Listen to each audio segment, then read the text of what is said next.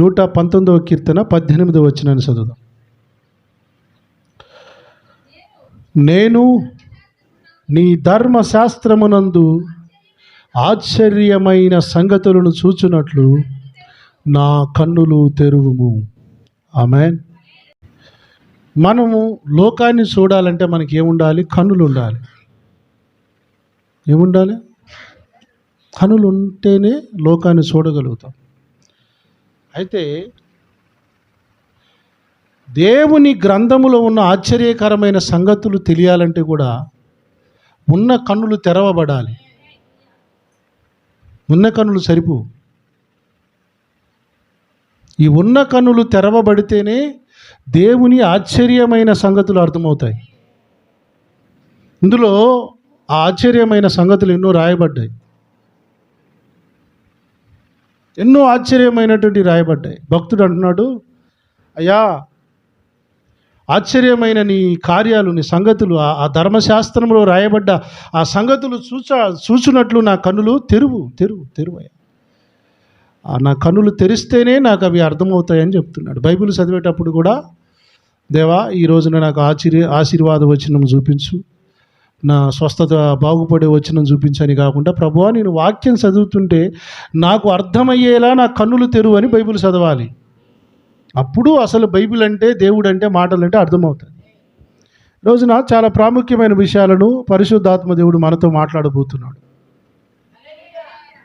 చాలా మంచి విషయాలు. ఇక మీకు దేవుడి విలువ అర్థం కావాలంటే ముందు మన కన్నులు తెరవబడాలి. ఈ రోజున ఇంకా దేవుడు అంటే అర్థం కానిటువంటి వాళ్ళకి అర్థమయ్యే శైలిలో ప్రభువు మనతో మాట్లాడుతున్నాడు. దేవుని గ్రంథములో కొన్ని ఆశ్చర్యమైన సంగతులు ఉన్నాయి. వాటిని గురించి నేను వివరించడానికి ప్రయత్నం చేస్తాను. బైబిల్ గ్రంథంలో ఒక సందర్భాన్ని నేను మీకు వివరిస్తాను. 2వ రాజుల గ్రంథం 6వ అధ్యాయం 5వ వచనం చదువుదాం. 2వ రాజుల గ్రంథం 6వ అధ్యాయం 5వ వచనం. అమ్మా, ఒకడు దూలము నరుకుచున్నప్పుడు గొడ్డలు ఊడి నీటిలో పడిపోగా వాడు, అయ్యో నా ఏలినవాడా, అది ఎరవు తెచ్చినదని మొరపెట్టెను గనుక. Praise the Lord. మంచిది బిడ్డలారా, చాలా ప్రాముఖ్యమైనటువంటి విషయాలు మనం నేర్చుకోబోతున్నాం. హల్లెలూయా. ఒకానొక సందర్భంలో కొంతమంది శిష్యులు కలిసి ఎలీషా దైవజనుడు, వినాలి జాగ్రత్త, ఎలీషా దైవజనుడితో కలిసి ఆ స్థలం, వాళ్ళు ఉంటున్న స్థలం ఇరుకుగా ఉందట. ఆ ఇరుకుగా ఉంటున్న స్థలానికి ఉండలేక వాళ్ళు ఇంకొక ఇల్లును కట్టుకుందామని ప్లాన్ వేసుకున్నారు. కట్టెలతో కట్టుకొని ఒక ఇంటిని ఎక్స్టెన్షన్ చేసుకుందామనే ఆలోచనతో శిష్యులు ఎలీషా దగ్గరికి వచ్చి, ఎలీషా వీరు అందరూ కలిసి చెట్లు నరకడానికి వెళ్ళారట. వెళ్ళితే ఎలీషాని కూడా, దైవజనుడా మీరు కూడా మాతో ఉండండి అయ్యా, మేమే పని చేస్తాము కానీ మీరు మాతో ఉండండి అయ్యా అని చెప్పి తీసుకెళ్ళారట. నేను కూడా వెళ్ళాడు. అందులో ఒకడు గొడ్డలి నరుగుతున్నప్పుడు ఆ గొడ్డలి ఊడి నీటిలో పడిపోయిందంట. పడిపోతే ఆ గొడ్డలి ఏంటంటే, పడిపోవడం దానికి ఎందుకు బాధపడ్డాడంటే అది అప్పు తెచ్చుకున్నాడట, అరువు తెచ్చుకున్నాడు. అంటే ఏంటది? అది ఒక మాటలో చెప్పాలంటే రెంట్కు తెచ్చుకున్నాడు. ఏంటి? రెంట్కు తెచ్చుకున్నాడు. అయ్యా నేను ఈరోజు ఈ పని చేస్తాను, సాయంత్రానికి ఇంత నీకు కిరాయి ఇస్తాను. ఇంకా ఒక మాటలో అంటే కిరాయికి తెచ్చుకున్నాను. ఆ కిరాయికి తెచ్చుకున్న గొడ్డలి చెట్లు నరుకుతుంటే నీళ్ళలో పడిపోయింది. ఆ నదిలో, యోర్దాను నదిలో పడిపోయింది. గొడ్డలి మునిగిపోయింది. వెంటనే అక్కడ ఉన్నటువంటి వాడు దైవజనుడిని అడుగుతాడయ్యా, అయ్యో గొడ్డలి ఊడిపడిపోయిందయ్యా, అది ఎరువు తెచ్చుకున్నానని అంటే, దైవజనుడు ఎక్కడ పడిందని అడిగితే ఆ స్థలాన్ని అతడు చూపిస్తే దైవజనుడు ఒక సొల్యూషన్ చెప్తాడు. ఎక్కడ ఆ గొడ్డలి పడిందో ఆ గొడ్డలి పడ్డ చోట కొమ్మ ఒకటి నరికి నీళ్ళల్లో వెయ్యి అంటాడు. స్తోత్రం. కొమ్మ ఒకటి నరికి ఏమనగానే గొడ్డలి నీళ్ళ మీద మల్లె పువ్వులా తేలిందట. మల్లె పువ్వులాగా బయటికి తేలింది. గొడ్డలి బరువు ఉంటుందా? బరువు తక్కువ ఉంటుందా? లైట్ వెయిట్గా ఉంటుందా? గొడ్డలు అంటేనే ఇనుము. ఇనుముకు యొక్క స్వభావం ఏంటి? నీళ్ళల్లో ఏగానే మునిగిపోతుంది. నీళ్ళలో మునిగిపోతుంది. మునిగిపోయిందని మళ్ళీ ఎవరో చేయి పడితే కానీ లేవదు. మరి అది అలాంటిది ఆటోమేటిక్గా లేచిందంట అది నీళ్ళ మీదకి. ఇక్కడ ఆశ్చర్యం ఏంటంటే పైకి తీయటం కాదు, పైకి లేవడం, తేలడం ఆశ్చర్యం. Praise the Lord. ఇప్పుడు ఈ విషయాన్ని సైన్స్ ఒప్పుకుంటుందా? ఏమంటుంది చెప్పండి? సైన్స్ పాసిబుల్ కాదు, ఇది ఇంపాసిబుల్. ఇది ఇంపాసిబుల్. ఎలా వెళ్తుందండి? అది ఇనుము, దాని బరువు, దాని లక్షణం ఏంటి? నెలలేగానే బరువు ఉన్నది, అది వెళ్ళిపోద్ది, అడుగు వెళ్ళిపోద్ది, అది రాదు, అది ఇంపాసిబుల్ అంటది సైన్స్. సైంటిస్టులు అయినా సరే అంటారా లేదా? మరి ఎలా వచ్చింది అది? కొమ్మెత్తి రావడం ఏంది అది? దీనికి ఇది అర్థం కావాలంటే ముందు మన కన్నులు తెరవబడాలి. చెప్పండి ఈ మాట. ధర్మశాస్త్రములు అంటే దేవుని వాక్యములో ఉన్న విషయాలు అర్థం కావాలంటే ముందు కన్నులు తెరవాలి, కన్నులు తెరవబడాలి. కొమ్మ వేయగాని లేవడం ఏంటి? ఆ కొమ్మకి అంత పవర్ఫుల్ ఉందంటారా? ఏమన్నా ఆయన ఎవరు? ఆయన కాడు ఉంది పవరు. స్తోత్రం చెప్దామా? అసలు సూత్రం అంతా ఎక్కడుంది? ఆయన చెప్పిన డైరెక్షన్లో ఉంది. ఆయనను నిలబెట్టుకొని వాడుకుంటున్న దేవునిలో ఉంది. దేవుడు ఆశ్చర్యమైన కార్యాలు ఆది కాలము నుండి చేస్తూనే ఉన్నాడు. ఇది మనుషులకు అర్థం కావట్లేదు అంతే. చూసి లోకాన్ని ఇప్పుడు రానున్న రోజులలో ఎలాగుందంటే పిల్లలు మరీ ఎక్కువ సైన్స్ చదివినా కూడా అవిశ్వాసాలు అయిపోతారు. చదువుకున్నారనుకోండి బాగా అవిశ్వాసాలు అయిపోతారు. ఎందుకంటే సైన్స్ ఒప్పుకోదు, దేవుణ్ణి ఒప్పుకోదు, మిరాకిల్స్ని ఒప్పుకోదు సైన్స్. ఇప్పుడు ఇది జరిగింది మిరాకిలే, మరి దీన్ని ఒప్పుకోనంత మాత్రాన ఇప్పుడు ఆయన దేవుడు కాకపోతాడా? అది అద్భుతం కాకపోతుందా? నువ్వు గుడ్డోడివి, ఆయన అక్కడ జరిగిన అద్భుతం తప్పు కాదు, గుడ్డోడివి నువ్వు. అందుకనే ఎన్ని అర్థం కావాలంటే ముందు మన కన్నులు తెరవబడాలి. ఈ అర్థం కాకుండా సైతానుగాడు ఏం చేశాడు తెలుసా? ఇప్పుడు ఏం చేయట్లే వాడు. సైతానుగాడు ఏం చేస్తున్నాడు తెలుసా? చర్చికి వచ్చినా దేవుని విషయాలు ఎవరికి అర్థం కావట్లేదు. ఏం చేశాడు తెలుసా? దేవుని విషయాలు వీళ్ళకి అర్థం కాకుండా, ఇప్పుడు నేను మాట్లాడిన మెలకువ అనే అంశం రాకడ గురించింది, ఆశీర్వాదాల గురించి కాదు. అందుకని అది అర్థం కానీలే. కన్నులకు గుడ్డితనం కలగజేసింది. నిజం. సైతానుగా టార్గెట్ ఏంటో తెలుసా? నువ్వు చూస్తూనే ఉంటావు, వింటూనే ఉంటావు, కానీ లోపలికి పోనీయుడు. అది ఆ గుడ్డితనాన్ని కలుగజేస్తాడు.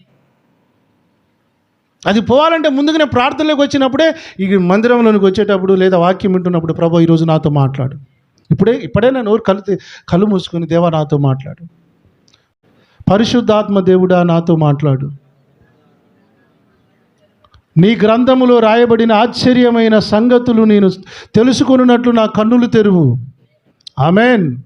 రాకడ గురించి ఆ మెలకువ ప్రసంగం ఉపదేశాలునే, అవన్నీ ఆత్మీయంగా మనం కలిగి ఉండవలసిన మెలకువలు, లోకానుసారంగా కాదు. ఈ ముగ్గు ఎడబెట్టు, ఈ పూలు ఎడబెట్టు, ఈ దండ ఆడగట్టు అని చెప్పేది కాదు. అది నువ్వెలా మెలకువ ఉండాలో చెప్పే విషయాలు. కానీ అది అర్థం కాలేదు, అవును కదా? చాలామందికి అర్థం కాను.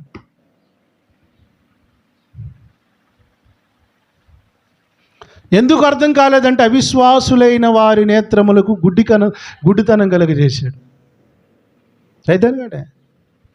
చూస్తుంటారు కానీ పరిచర్య చూస్తుంటారు కానీ వాళ్ళకి అర్థం కాదు, వింటుంటారు కానీ వాక్యం అర్థం విన్నట్టుగా ఉంటారు. పరధ్యానం. అందుకనే మరీ ఎక్కువ సైన్స్లోకి ఇన్వాల్వ్ అయినా కూడా, లోక సంబంధమైన చదువులకు అలవాటు అయిపోయినా దేవుని కార్యాలను వాళ్ళంత సీరియస్గా చూడరు. ఇప్పుడు యెహోషువ గారు ఉన్నారు. హలో, ఎవరైనా ఒకరోజు యుద్ధం చేస్తున్నాడు. ఆయన యుద్ధం బాగా చేస్తున్నాడు, మోపు మీద ఉన్నాడు. యుద్ధం చేస్తున్నాడు. సైన్యమేమో శత్రువులేమో ఎక్కువ ఉన్నారు. ఈయనకాడ సమయం లేదు, యుద్ధం చేసి వాళ్ళని ఓడగొట్టాలి. పొద్దుగూకుతుంది, సాయంత్రం అవుతుంది. మనసులో ఒక బాధ ఉంది, సాయంత్రం అయితే మళ్ళీ ఓడిపోతామేమో, సమయం సరిపోకపోతే శత్రువులు మనం ఓడించలేమేమో అని ఈయన చిన్నగా సూర్యుని వైపు తిరిగి, సూర్యుడా అడాగిపో అన్నాడు. దెబ్బగా ఆగాడు సార్. సూర్యుడాగు, యుద్ధం మేము చేయాలా? చిన్న పిల్లోళ్ళలాగా మాట్లాడితే సూర్యుడు ఆగిపోయాడు. బైబిల్లో రాయబడింది సూర్యుడు గిబియాలో ఆగిపోయాను అని. ఇప్పుడు దీన్ని సైన్స్ ఒప్పుకూడదా? ఎందుకు? ఎలా ఆగితే అది ఆగాలంటే అది ఆగితే మన టైం అంతా వాచ్ అంతా ఆగిపోద్ది, మన టైం అంతా. అందుకని కొన్నిసార్లు మనము దేవుణ్ణి చిన్న పిల్లల్లాగా చూడాలండి. చిన్నపిల్లలు ఏమని ప్రార్థన చేస్తారు తెలుసా? అయ్యా నాకు ఈ పెన్ను ఇచ్చినందుకు వందనాలు అంటారు. అడిగాడు పెన్ను ఉండదు, పాడు ఉండదు. అయ్యా నాకు ఈ బ్యాగ్ ఇచ్చినందుకు వందనాలు అంటాడు. చూడండి, మీరు చిన్నపిల్లల ఇచ్చినందుకు వందనాలు అంటారు, ఇయ్యయ్యా అనరు. ఇచ్చినందుకు వందనాలు అంటారు. ఆ ప్రార్థనలే దేవుడు అంటాడు. ఇప్పుడు సూర్యునితో చిన్నపిల్లోడితో మాట్లాడాడండి యెహోషువ. సూర్యుడా నువ్వు గిబియాలో ఆగిపో. అధ్యాయం 13లో ఉంటుంది, యెహోషువ 10:13 ఉంటుంది ఆ మాట చదవండి. 2వ వచనంలో ఉంటుంది చూడండి. యెహోషువ యెహోవాకు ఇలాగ ప్రార్థన చేసెను, సూర్యుడా నీవు గిబియోనులో నిలువుము, చంద్రుడా నీవు అయ్యాలోను లోయలోను నిలువుము. స్తోత్రం చెప్పండి. ఆ మాట అన్నందుకట 13వ వచనంలో సూర్యుడు ఆకాశ మధ్యమున నిలిచి ఇంచుమించు ఒక నాడెల్లా అస్తమింప త్వరపడలేదట. ఆ కింద రాయబడింది చూడండి, యెహోవా ఒక నరుని మనవి ఇనిన ఆ దినము వంటి దినము దానికి ముందే కానీ దానికి తర్వాత కానీ జరగలేదట. ఆశ్చర్యం అంటే ఇది కదా. అలాంటి ప్రార్థన చేసినోడు లేడట, అలాంటి జరిగిన సంఘటన ఇంకెప్పుడు జరగలేదట. Praise the lord. మరి ఇది సైన్స్ ఒప్పుకుంటుందా? ఎందుకు లోకం ఏమంటుంది? అమ్మ చదవండి నాన్న బుడ్డి, అసలు చూడన్న నేర్చుకోండి. కాదు, ఈ సైన్స్ ఒప్పుకోదు. ఏమంటారు చెప్పండి? సూర్యుడు ఆగడం ఏంటండి అంటాడు. నాకు తెలిసిన ఒక సైంటిస్ట్ ఒక బ్రదర్ ఉన్నాడు, పెద్ద సైంటిస్ట్. ఆయన క్రిస్టియన్ కుటుంబంలో పుట్టాడు, కానీ చర్చికి పోడు. ఎందుకంటే సైన్స్ ఎక్కువ చదివితే ఎక్కువ అయిద్ది అనమాట. అందుకనే క్రైస్తవుల కుటుంబాలలో పుట్టిన వాళ్ళు తల్లిదండ్రులు భక్తిగా ఉన్నంత మాత్రాన పిల్లలు ఉండరు. ఎందుకు తెలిసి వీళ్ళు నేర్పరు. ఎంతసేపు కొబ్బరి నూనె ఖర్చీపు ఇది నేర్పుతారు, కానీ వాక్యం నేర్పరు, గ్రంథం నేర్పరు. ఇది వచ్చింది సాగు. నిజం కదా? గ్రంథం నేర్పాల ముందు. ఒకసారి నేను అన్నాను, ఏదో సందర్భంలో కలిసిన ఒక సమావేశంలో ఏదో కలిస్తే అతనితో మాట్లాడుతూ, బ్రదర్ మీరు చాలా ఎడ్యుకేషన్, మీరు చాలా పెద్ద విద్య చదివారు కదా, మీకు నాసాలో ఉద్యోగం రావడం అంటే మామూలు విషయం కాదు, మీకు అన్ని విషయాలు తెలిసే ఉంటాయి బ్రదర్ అంటే. చాలా ఆల్మోస్ట్ నాకు తెలుసు పాస్టర్ గారు, ఈశ్వం గురించి మొత్తం నాకు నాలెడ్జ్ ఉంది అన్నాడు. ఈరోజు మనోళ్ళు 10వ తరగతి చదివి బిల్డప్లు కొడతారు, అంత తెలిసినట్టు 10వ తరగతికే. ఒకసారి ఇతను అడిగాను, మరి నాసా సైంటిస్టులు కదా మీరు, శాస్త్రవేత్తలు కదా, ఆకాశంలో ఉన్న నక్షత్రాలను ఎప్పుడైనా లెక్క పెట్టిరా, ఎన్ని ఉన్నాయని అడిగాను.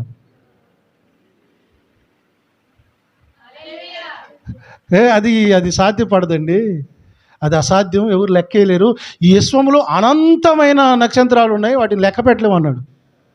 నేను అన్నాను, మరి లెక్క పెట్టలేవంటే నువ్వు ఇంకా స్టూడెంట్వే కదా, ఇంకా నీకాడ ఏమంటారు, అది ఫుల్ ఆఫ్ ఇన్ఫర్మేషన్ లేదు, నువ్వు ఇంకా చిన్నోడివే.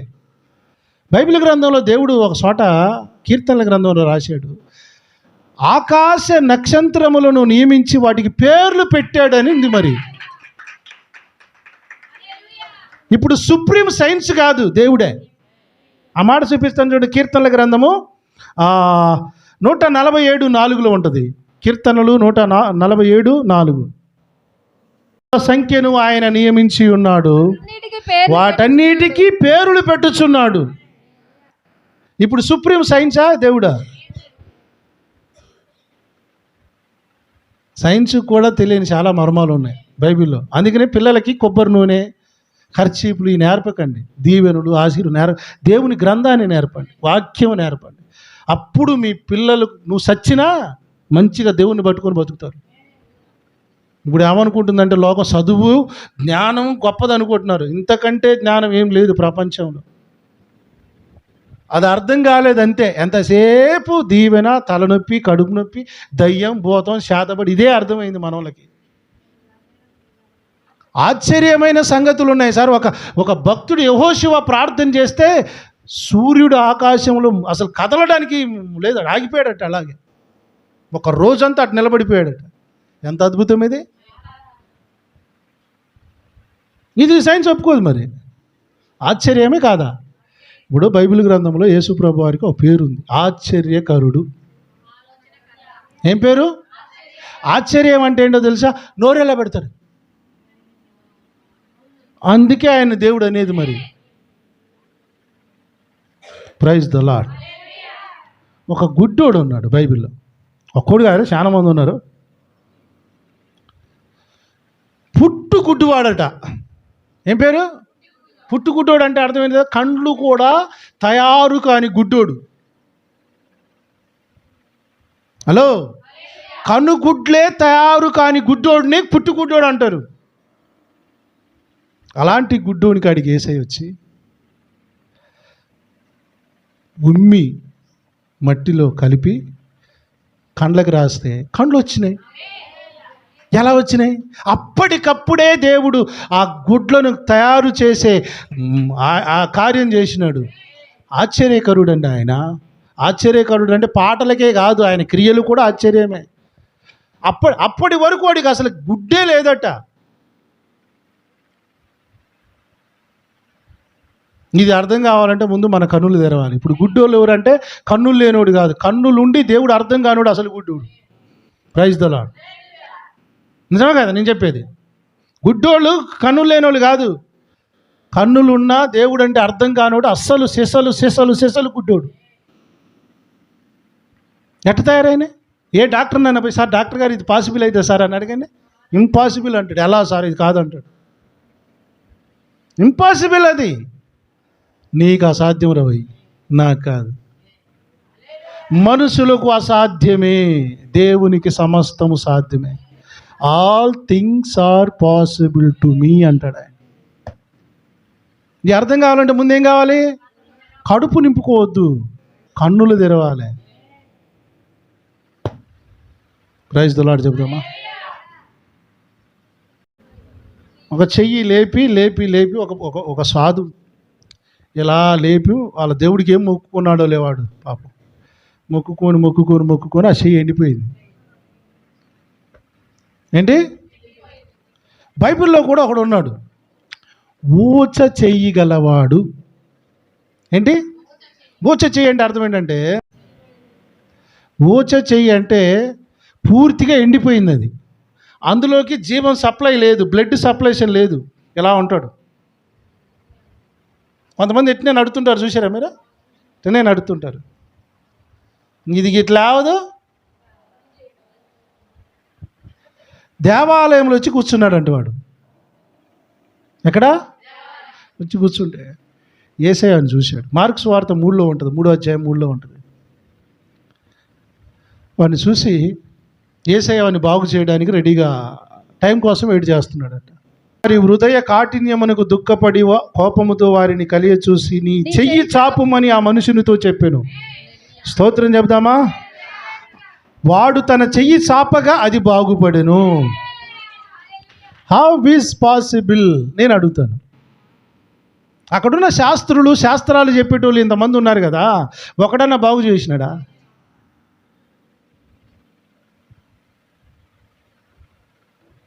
చెయ్యి చాపమనగానే చెయ్యి చాపుకున్నాడట. ఆ చెయ్యి అలా వచ్చిందంట. ఎండిపోయిన చెయ్యికి జీవం వచ్చిందంట. అరిగిపోయిన అసలు గుడ్డే తయారు కానటువంటి గుడ్డోడు కండ్లు వచ్చినాయి.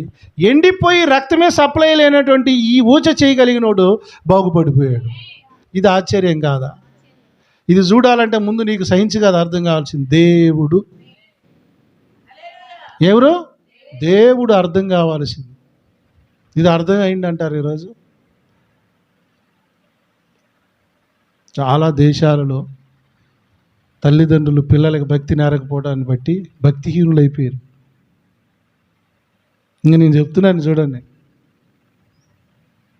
ప్రవచనమే అనుకోండి ఇది. ఈ కొబ్బరి నూనె భక్తులకి, ఈ ఖర్చీపుల భక్తులకు అలవాటైన వాళ్ళు ఉన్నారు చూసినారు. వీళ్ళు చచ్చిపోయిన తర్వాత వాళ్ళ కుటుంబాలన్నీ భక్తిహీనంగా తయారవుతాయి. గ్రంథ జ్ఞానమున్న కుటుంబాలే ప్రభు కొరకు బ్రతుకుతారు. వారి తర్వాత వారి తదనంతరం కూడా పిల్లల కుటుంబాలు విశ్వాసాలు కొనసాగాలంటే ముందు వాళ్ళకి నేర్పాల్సింది భక్తి, దైవభక్తి, దైవ గ్రంథాన్ని నేర్పాలి. బైబిల్ చదవమనేది అందుకే. మీకు అర్థం కాకపోతే అడిగైనా నేర్చుకోవాలి. బైబిల్ అర్థం కావట్లేదని తల కింద పెట్టుకోకూడదు. అలా చేస్తే మీ తర్వాత మీ తరాలన్నీ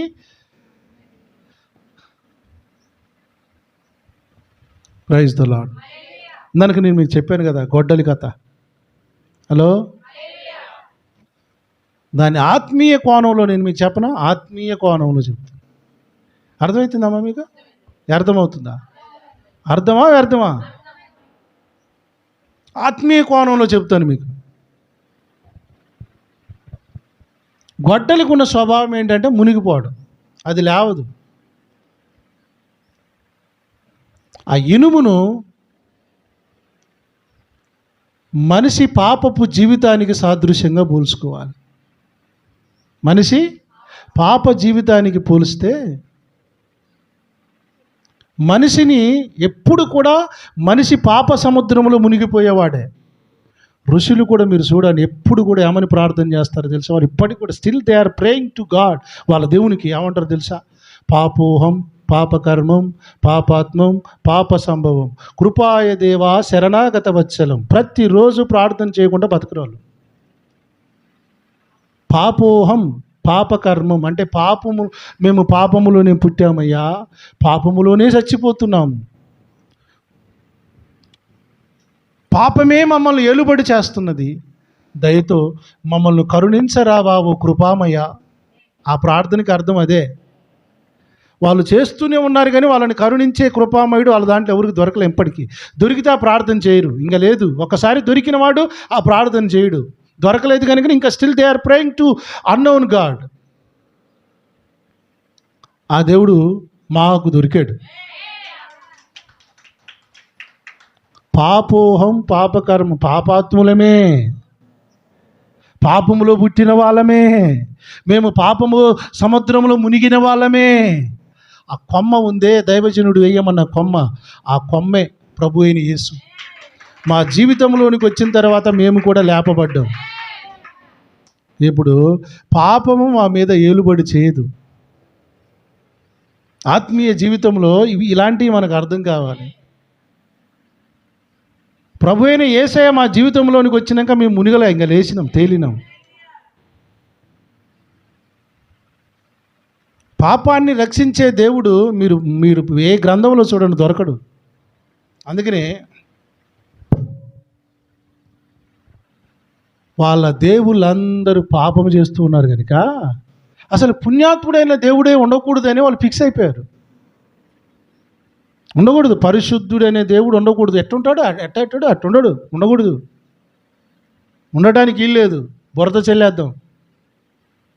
హలో, ఏం చేస్తారు?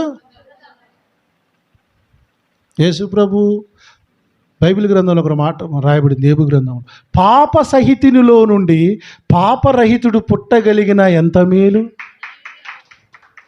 పాపాత్ములైన మనుషులలో నుండి పాపము లేకుండా పుట్టగలిగిన మనుషుడు ఉంటే ఎంత మంచిగా ఉంటుంది అన్నాడు భక్తుడు. అది జరగదు. కానీ పాపములో ఉన్న మనుషులను రక్షించడానికి పాపము లేకుండా కన్య మరియ గర్భములో పాపము లేకుండా యేసయ్య పుట్టాడు. పాసిబుల్ అయిందా కాలేదా? ఇది అసాధ్యమే. ఎవరికి? సైన్స్కి అసాధ్యమే, దేవునికి సాధ్యం. Praise the lord.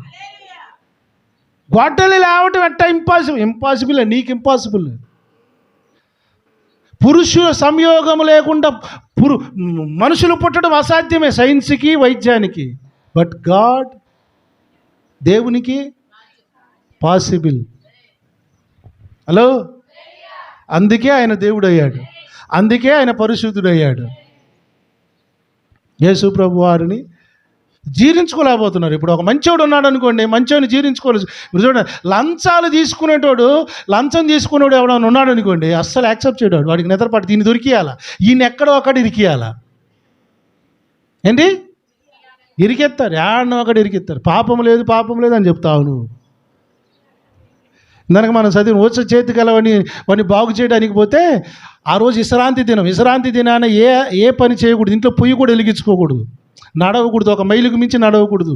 కానీ యేసుప్రభువు ఆ రోజు ఈయన బాగు చేస్తాడని ఈయన పట్టుకుందామని వేడి చేస్తున్నారంట దొంగలు, గుంటనక్కలు. అందుకే ఆ మాట్లాడాడు, విశ్రాంతి దినమున ప్రాణాన్ని రక్షించడం కరెక్టా, హత్య కరెక్టా, రక్షించడం కరెక్టా అని మాట్లాడుతూ వాడిని ఊచ చేయగలిగిన స్వస్థపరిచాడు, బ్రేక్ చేశాడు. విశ్రాంతి దినాన్ని బ్రేక్ చేశాడు. ఆయన బాగు చేశాడా లేదా ఆయన్ని?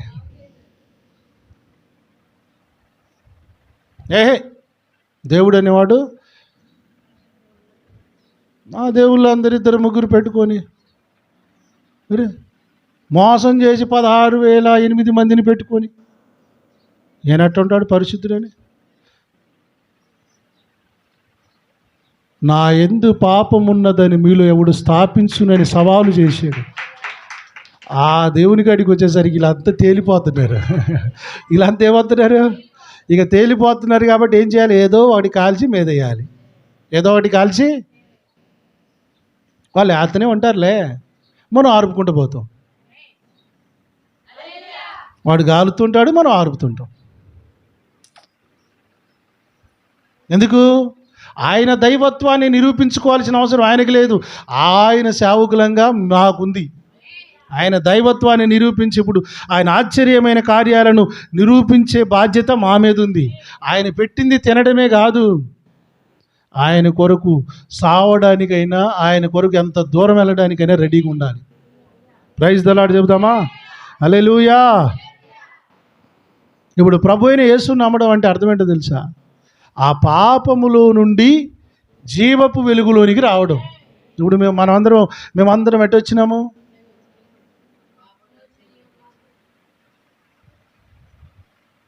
ఈ మధ్యకాలంలో కొంతమంది ప్రశ్నలు ఎట్టుంటాయంటే, పాపులంట. మేము పాపులం కాదు, మీరే పాపులు. మీరు ఈ ప్రార్థన చేసినోడు ఎంత పెద్ద పాపి, పాపోహం పాపకర్, వీడెంత పెద్ద పాపి. ఇప్పుడు మాకు సొల్యూషన్ దొరికింది అంటున్నా, అలాగ సొల్యూషన్ దొరకలేదు, ఇంకా మాకు దొరికింది solution. We have solution in Jesus Christ. మాకు యేసుక్రీస్తులో ఒక సొల్యూషన్ దొరికింది. సొల్యూషన్ దొరకనోడు ఇప్పటికేం చేస్తున్నాడు? పాపి పాపం కాపాడు కృపామయ అని ప్రార్థన చేస్తున్నాడు.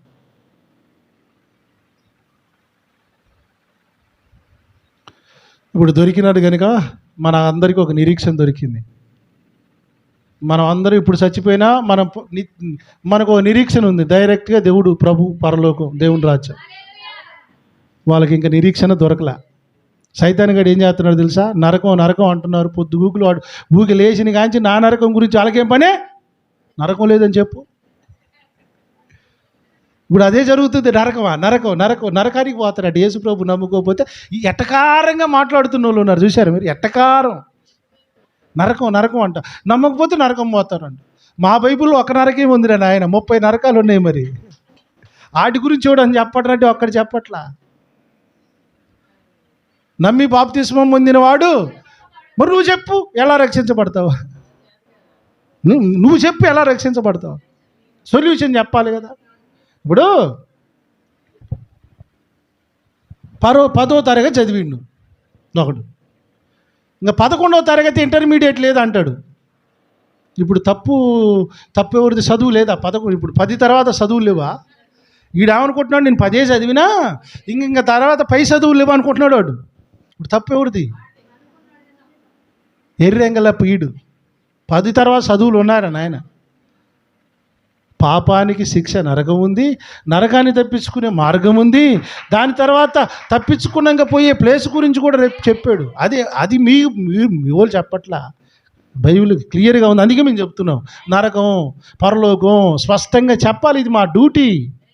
లేదా ఆడంటాడు దశం బాగాలేదు, దొబ్బి తింటారు. మరి దానాలు దక్షిణాలు తినేది ఎవడురా? దానాలు గోదానం, అన్నదానం, భూదానం, దక్షిణలు, దక్షిణే నిలువు దోపిడి ఎట్టకారం అయిపోయిందని సార్. మన పాస్టర్లు కూడా దొంగ పిచ్చిలేస్తుంది నాకు. ఒక్కోటి ఎట్ట బతుకుతున్నారంటే ఎప్పుడు స్వార్థం ఆడే బతుకుతున్నారు. ప్రభువు కోసం బతకాలనే రోషం దొంగ సచ్చిన వాళ్ళకి ఉడికలేదు సార్. ఎప్పటికి కూడా రోషం రావట్లేదు. సీఎం అంతా కూడా రోషం రావట్లేదు సార్. తిని ఒక్కడికి కూడా ప్రభుని ఇంత మాటలు అంటున్న ఒక్కడికి సీకు చింత లేదు సార్. ఒక్కడికి కూడా సున్నతి లేనివాడు ఈడు అంటాడా నా దేవుణ్ణి అని ఒక్క రాయితో దెబ్బ కొడితే సచ్చి కూకున్నాడు బిడ్డాడు గుళ్యాతిగాడు. లేదా రోషం? సున్నతి లేనోడు నా జీవము కలిగిన దేవుణ్ణి అంటాడా? ఎవరు? ఒక్క రాయి ఏరుకొని పోతే దెబ్బకు సచ్చి కూర్చున్నాడు. ఆ గుళ్యాతులు ఈరోజు రంకెలేస్తున్నారు మన ప్రభువు మీద, మన దైవ గ్రంథం మీద, మన విశ్వాసాల మీద మాట్లాడుతున్నారు. ఎంతసేపు ఈరోజు పాస్టర్లు ఎట్ట తయారయ్యారంటే, అమ్మా నేను దండం పెడతా, ఏ సంస్థలు ఎంత జీతం ఇస్తారు? ఆ సంస్థకు పోతే చర్చి కడతారా? ఆ చర్చి కాడికి పోతే బట్టలు ఇస్తారా? బువ్వ పెడతారా? నాశనం అయిపోతారు మీరు. నా దేవుణ్ణి ఇంత బహిరంగంగా సోషల్ మీడియా వాడుకొని తిడుతుంటే మీకు ఇంకా జీతాలు, డబ్బులు, బ్యాగులు, బట్టలు, ఇదా మీకు కావాల్సిన బతుకు? రాత్రి దేవుడు నా హృదయాన్ని తొలుస్తున్నాడు.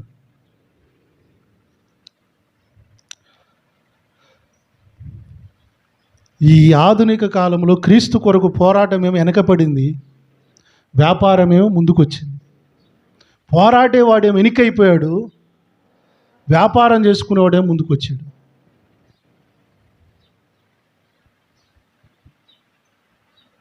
సులువైన పద్ధతినే నేర్పుతున్నారు సార్, కష్టాలు నేర్పట్ల. కష్టం ఎలా ఎదుర్కోవాలి.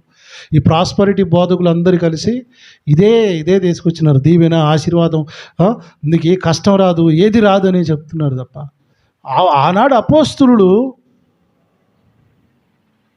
ఆనాటి అపోస్తులు ఎదుర్కొన్నదంతా శ్రమలని కదా, సరసాలు కదా, హింసలు కదా. వాళ్ళు ఎక్కడ కూడా వారి నోటి వెంటట అసలు ఇది నేర్పలేదట. అందుకనే వాళ్ళు వెనకపడ్డారు. ప్రాస్పరిటీ, ఆశీర్వాద, దీవెనలు చెప్పేట వాళ్ళందరూ ఈ కాలంలో ముందుకు వచ్చినారు. ఎవరికైనా సీకుందా సార్? సీకు చింత. మాలాంటి సేవకులు ఎవరైనా మేము మాట్లాడడానికి ముందుకు వస్తే కనీసం చూడరు సార్. వాడెవడో మతోని మాది కరుణాకర్ గాడు అని ఎవడో వీడియోలు తీసి పెడితే వాని వీడియోలు చూస్తారు. మనలాంటి సేవకులు మాట్లాడే చూడరు, అసలు కనీసం ఎంకరేజ్ కూడా చేయరు. బొడ్డగా ఉంటారు సార్, గింత పోరగలు. బన్నుగాడు అటు వాడికి ఎంత ఉంటాడు, బన్ను. మన దరిద్రం ఎన్ని సంఘాలలో ఎన్ని వాక్యాలు నేర్పినా మన పోరగాళ్ళు పాడుగాను. ఒక్కడికి పాట సరిగా రాదు, ఒక్కడికి 4 వాక్యాలు రావు. వాడు బన్నుగాడు అంటే ఎంత ఉంటాడు? భూమికి 2.5 అడుగులు ఉంటాడు, 2 అడుగులు ఉంటాడు. వాడు మాట్లాడతాడు అనర్గళంగా. మన క్రైస్తవ్యం ఎడిపోతుందో అర్థం కావట్లేదు సార్. భయం అవుతుంది, నాకే బాధ అనిపిస్తుంది. ఇంకొక 5-10 ఏళ్ళ తర్వాత అసలు దేవుడిని నమ్ముకున్న వాళ్ళు, బైబిలు, క్రైస్తవులు, చర్చిలు అంటే ఒక బూతు లెక్క తయారు చేస్తారు. మన మీద అంత రెడీగా తయారు చేసుకున్నారు వెపన్స్, ఆయుధాలన్నీ. అసలు ఇలువలే లేనటువంటి వాళ్ళుగా తయారు చేసినారు. అసలు ఇలా ఇలువే ఒక దుర్మార్గురాలు ఎంతసేపు అది పాప పనులు చేస్తుంది, పాస్టర్లను తప్పులుగా చిత్రీకరిస్తుంది. అది ఎందుకంటే దీని పాపాన్ని ఎవడు ప్రశ్నించవద్దు కదా. ఇప్పుడు సమాజంలో గౌరవప్రదంగా బతికేది సేవకులు కదా. వీళ్ళని డీగ్రేడ్ చేయాలి వాళ్ళ బంధువుల ముందు, వాళ్ళ విశ్వాసుల ముందు. డీగ్రేడ్ అంటే పడేయాలి. భర్తలు లేకుండా పాపాలు చేసేది ఈ దుర్మార్గులే. మళ్ళా డీగ్రేడ్ చేసి సేవకుల్ని క్రిటిసైజ్ చేసి విశ్వాసులను సన్నగిలే చేసే మనుషులు ఉన్నారు. ఈ కాలంలో మనం జాగ్రత్తగా మనం నిలబడకపోతే రానున్న రోజులన్నీ సవాలుతో కూడినవే. ఏదో చూసినా నేను పొద్దున్నే, చర్చి తవ్వితే శివలింగం వచ్చిందంట. వాడు చూడు మరి ఇప్పుడు వాడు దేని మీద టార్గెట్ పెట్టినాడు. చర్చి తవ్వితే ఏదో చర్చి పక్కన 10 ఎకరాల స్థలం ఉంటే దాన్ని తీస్తుంటే అలా ఏదో రాయి వెళ్ళిందంట. అది బుడ్డకి ఎంత పొడుగుంది. రాళ్ళన్నీ అట్టనే ఉంటాయి. ఈ దరిద్రుడు తెలియదు పాడి. వాళ్ళేమో ఈ పనిలో ఉన్నారు, మనోళ్ళేమో హాయిగా ప్రశాంతంగా ఏ సీకు చింతలేదు సార్ ఎవడికి. బైబిల్ అస్సలు అర్థం కాదు. నేను చెప్తున్నానుగా స్పష్టంగా, బైబిల్ పాస్టర్లకు తెలియదు. నేను భయంకరమైన స్టేట్మెంట్ ఇది. చెప్పడం లేదు, బైబిల్ చెప్పడం లేదు.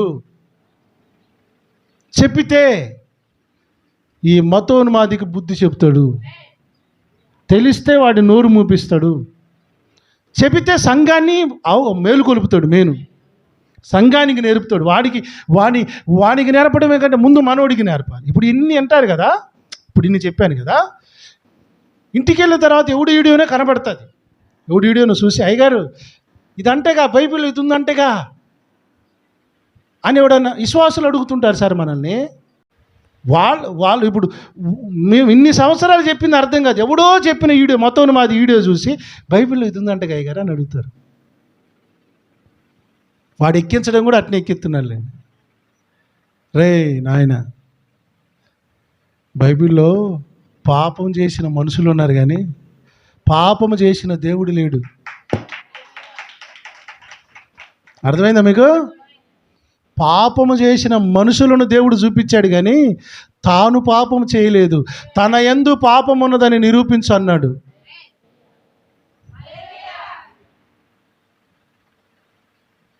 వీళ్ళు పాపాత్ములు కనుక ఇక పరిశుద్ధుడైన వాడు ఉండకూడదని ఫిక్స్ అయిపోయారు వీళ్ళు. పాపం పరిశుద్ధుడు ఉన్నాడు, పాపాలు తొలగిస్తూనే ఉన్నాడు.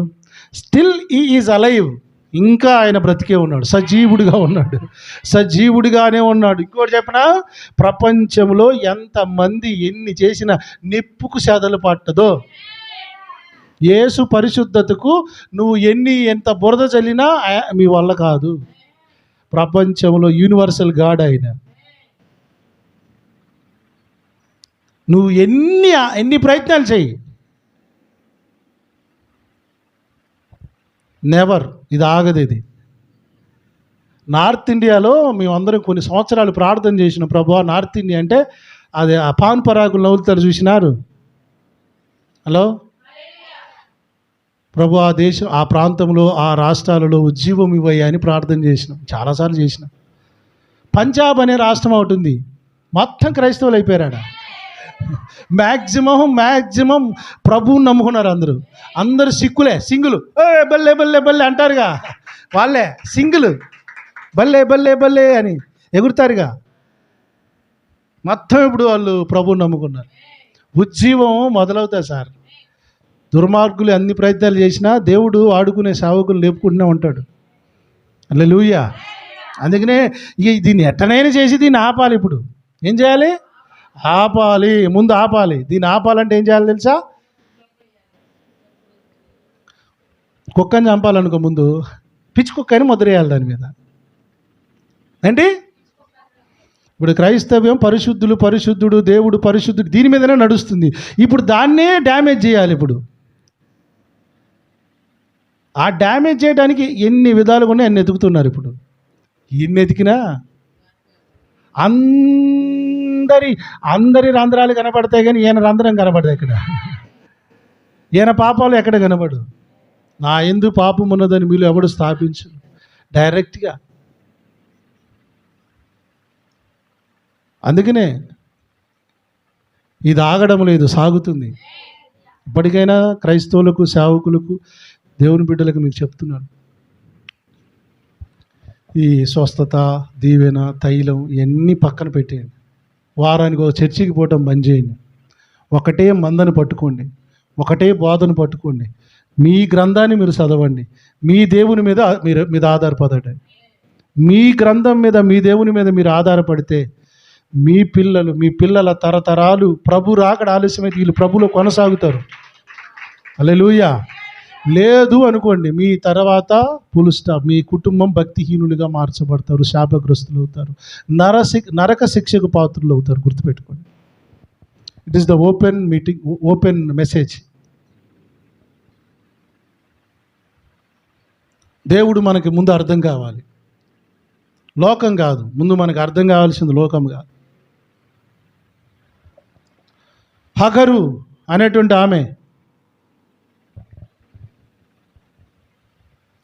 శారా తన్ని తరిమేసింది. కొడుకుని తీసుకుని ఎడారిలో ఉరుకుతా ఉంది, పరిగెడుతుంది ప్రాణాలు చేతిలో పెట్టుకుని. కొడుకు ఏడుస్తున్నాడు ఇస్మాయిల్. ఎండలో నడుచుకుంటూ ఎడారిలో ఇసుక దిబ్బల్లో నడుచుకుంటూ వెళ్తుంటే నేను చచ్చిపోతానేమోనని భయపడింది. కొడుకును చూసుకుంటూ ఏడుస్తుందంట తల్లి. దావీదుతో చెప్పింది, ఎందుకు ఏడుస్తున్నావు, ఎందుకు మొత్తుకుంటున్నావు? ఆ మాట చూడండి, ఆదికాండంలో 21:19. ఆమె నీళ్ళ ఊట చూచి ఏం తెరిచినందున ఏం తెరిచాడు? ఎన్ని సంవత్సరాలు ఉన్న వాక్యం అర్థమవుతుందా సార్? మన మందిరాల్లోనే ఉంటారు, మందిరంలోనే ఉంటారు పాడైన వాళ్ళు, ఈ మొదనష్ట పూలంతా. కానీ వాక్యం తెలియదు, కన్నులు మూయబడ్డాయి. ఇప్పుడు ఏమకి ఎదురుగానే నీళ్ళు ఉన్నాయంట. ఎవరికి? ఎదురుగానే నీళ్ళు ఉన్నాయి. కన్నులు తెరిచిన తర్వాత నీళ్లు కనబడ్డాయట. ఇప్పుడు సంఘాలలో అందరి దగ్గర బైబిల్ ఉంది, కానీ దేవుని కార్యాలు ఆశ్చర్యమైన సంగతులు మాత్రం వాళ్ళకి కనబడతలేదు.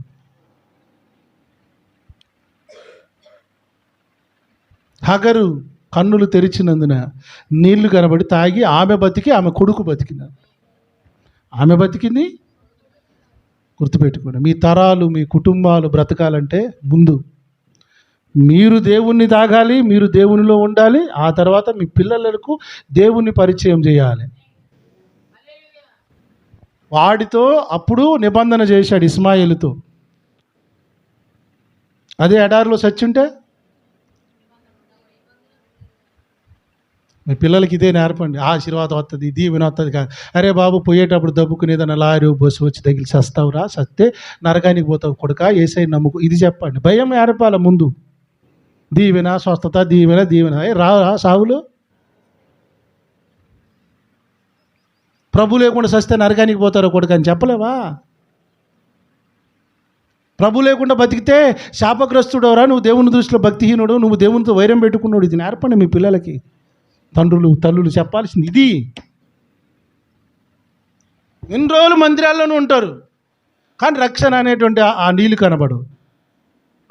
ఇప్పుడు కన్నులు తెరిచాడు కదా, నీళ్ళు కనబడ్డాయి. ఏం బతికింది? దేవునికి స్తోత్రం.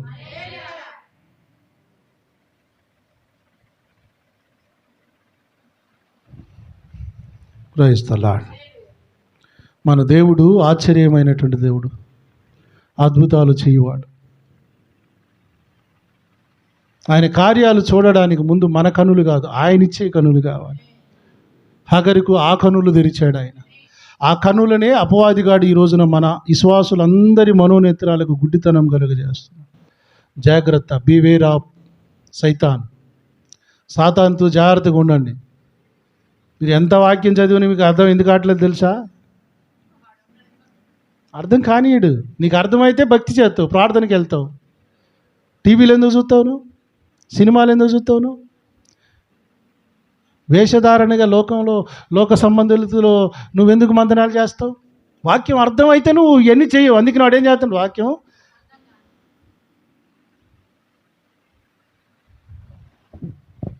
మళ్ళీ ఇప్పుడు చదవండి ఆ మాట. కీర్తనలు 119:18. నేను నీ ధర్మశాస్త్రమునందు ఆశ్చర్యమైన సంగతులు చూచున్నట్లు నా కన్నులు తెరువుము. మనందరం చేసుకోవాల్సిన ప్రార్థన ఇది, మన కుటుంబాలు చేయాల్సిన ప్రార్థన ఇది. ప్రభువా, కొన్నిసార్లు ఈ లోకాన్ని చూసి చూసి చూసి నీ మీద విశ్వాసం వస్తుంది. ఇది అవుతుందా, ఇది చేస్తాడా అని మన బంధువుల మాటలు, మన స్నేహితుల మాటలు ఇని ఇని ఇని దేవుని మీద అవిశ్వాసం కలుగుతుంటుంది. కానీ ఆశ్చర్యమైనటువంటి సంగతులు ఈరోజు మనం చూసినాం. సూర్యుడు ఆగుతాడా? గొడ్డలు తేలుతుందా? గుడ్డోడికి కళ్ళు వస్తాయా? నీళ్ళు ఎడారిలో నీళ్ళు పుడతాయా? అదే అసలు సబ్జెక్ట్ ఏంటంటే హగరు సబ్జెక్ట్ ఏంటంటే అది. ఎడారిలో నీళ్ళు ఉంటాయా? ఎడారిలో సహారా ఎడారి అని ఉంటుంది. ఎటు చూసినా ఎండమావులు కనబడుతుంటాయి, నీళ్ళు ఉన్నట్టుగా కనబడతాయి కానీ నీళ్ళు ఉండవు. కానీ అలాంటి ఎడారిలో ఆమెకు నీళ్ళు పుట్టించాడు. మరి బండలు నీళ్ళు ఎత్తాయా? బండ నీళ్ళు ఎత్తదా? మరి ఇచ్చింది, మరి ఇచ్చింది సార్, బండ నీళ్ళు ఇచ్చింది, కొడితే మాట్లాడితే ఇచ్చింది. అది మీ బంధువులు కూడా అంటుంటారు ఇది అయిద్దా, మీ చుట్టాలు కూడా అంటారు ఇది అయిద్దా, మీ కొడుకులు కూడా అంటారు ఇది అయిద్దా, అమ్మో దేవుడు దేవుడు అంటే అయిద్దా.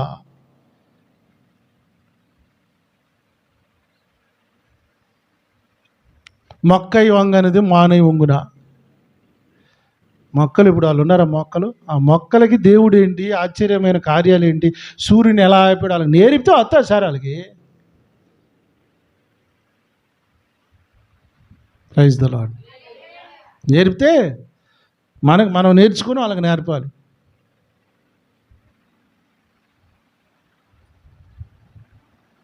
చచ్చిపోయిన వాళ్ళు బతుకుతారా? బతకలేదు సార్. తలితాకుమి చిన్నదానా, చచ్చిపోయిన అమ్మాయి లేచి కూర్చుంది. Praise the Lord. సైన్స్ ఒప్పుకుంటుందా? డాక్టర్లు ఒప్పుకుంటారా? ఒప్పుకోరు. వాడు ఒప్పుకోలేదు కాబట్టి ఇది అబద్ధమా? చెప్పండి, మీరు ఇప్పుడు చెప్పండి. వాడు ఒప్పుకోలేదు, ఇప్పుడు దేవుడు అబద్ధమా? ఆ మిరకిల్స్ అబద్ధమా? Science is not superior. అదే సుపీరియర్ కాదు. సైన్స్ కంటే ఎన్నో వందల ఏండ్ల లక్షల సంవత్సరాల ముందున్న దేవుడు సుపీరియర్. వాటన్నిటికీ పేర్లు పెట్టిన ఆయన సుపీరియర్. హల్లెలూయా. మిమ్మల్ని డైరెక్ట్గా అడుగుతాను, మీకు ఎంతమందికి నెత్తుంది ఉందా? రోజుకి ఎన్నిసార్లు దూతారు? తలస్నానం ఎన్నిసార్లు చేసి ఉంటావు? కొబ్బరి నూనె ఎన్నిసార్లు రాసి ఉంటావు? ఎన్నిసార్లు అన్నా ఎప్పుడైనా నీ నెత్తి లెక్కేసుకున్నావా?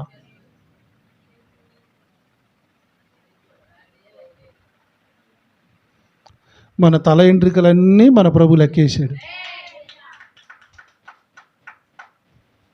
మన ప్రభు అనే బదులు నీ ప్రభు, నీ దేవుడు, నీ సృష్టికర్త, నీ తల వెంట్రుకలు నీకు తెలియదు కానీ ఆయన ఎప్పుడో లెక్కేసి పెట్టుకున్నాడు. ఎన్ని తెల్ల వెంట్రుకలు ఉన్నాయి, ఎన్ని ఊడిపోతున్నాయి, ఎన్ని మొలుస్తున్నాయి ఆయనకు తెలుసు. అన్నిటికీ లెక్కలు ఉన్నాయి సార్, ఏమో అనుకుంటున్నాం మనం. అన్ని లెక్కలు పెడుతున్నాడు ఆయన. ఎన్నిసార్లు ఏడ్చుంటారు మీరు? ఎన్నిసార్లు ఏడ్చుంటారు? ఎన్ని కన్నీరు ఎంత వచ్చి ఉంటుంది?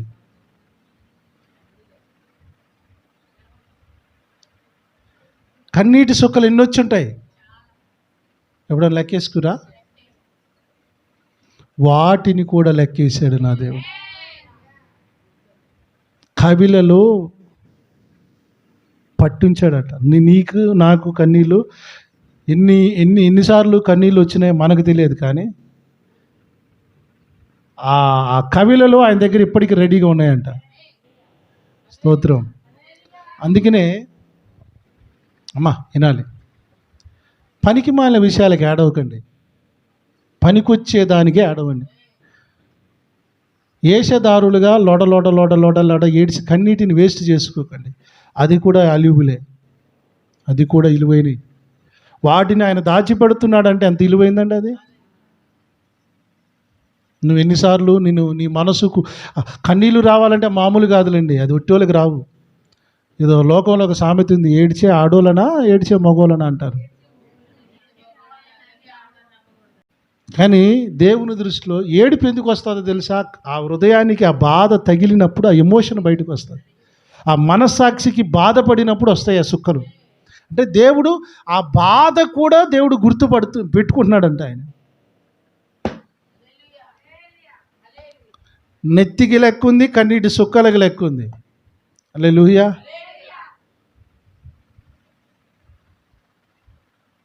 అందరం లేచి నిలబడదాం. దేవా, ఇలాంటి ఆశ్చర్యమైన సంగతులు చూసినట్లుగా మా కన్నులు తెరవండి. ఆమేన్.